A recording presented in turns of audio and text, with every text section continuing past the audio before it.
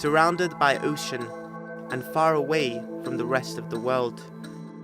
Australia's isolation and very low population density have proven advantageous in preventing the spread of COVID-19.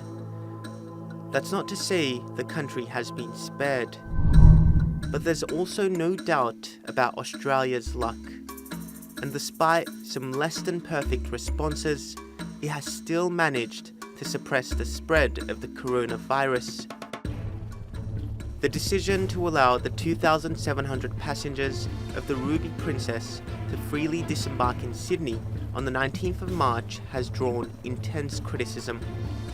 The ship has since proven to be the biggest source of the spread of the virus in Australia, with more than 650 people linked to the cruise diagnosed with COVID-19. At least 20 of them have since died, which is about a third of Australia's total coronavirus-related deaths. The state of New South Wales has already launched a criminal investigation.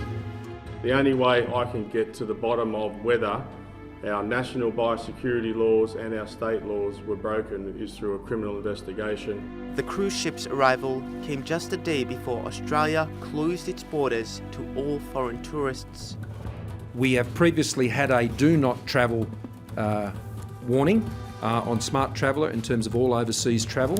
That will turn into a ban using the biosecurity powers that were afforded to us by the Governor-General through the Minister for Health.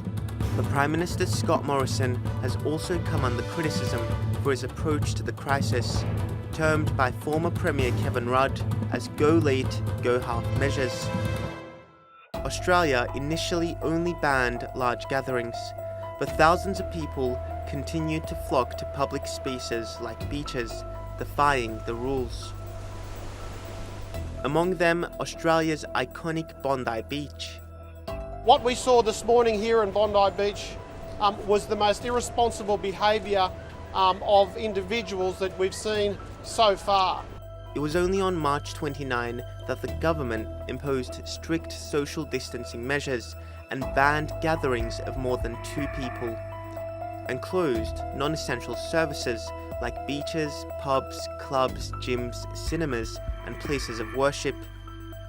After an initial confusion, school holidays were brought forward. But like other parts of the world, Australia is also facing the economic fallout of the crisis, and an estimated 1 million people have been left unemployed by the new measures. The government has announced a $130 billion stimulus program known as the JobKeeper scheme, which would pay employers up to $1,500 a fortnight for every employee that has worked for them over a year. At $130 billion, it's a wage subsidy, the size and scale and scope of which Australia has never seen before. Around 6 million Australian workers are expected to benefit. According to the Australian Health Department, there is a consistent growth of below 2% a day in new COVID-19 cases, but the recovery is sharp as well. By April 20, more than 4,600 of the 6,645 people who tested positive in Australia had recovered. And that means there is already an easing of some of the lockdown measures. Several beaches in Sydney have eased their restrictions, allowing for exercise including walking, swimming and surfing, while maintaining social distancing. I think it's good if everyone, sticks to be safe about it and stays the distance. I think it's good. Fresh air, boost everyone's, mood, and it's good. Get out and about, walk along, Despite an initially reluctant approach by Australian authorities, the country has largely proved successful in managing the pandemic. Though it may have more to do with the country's natural attributes than policy measures.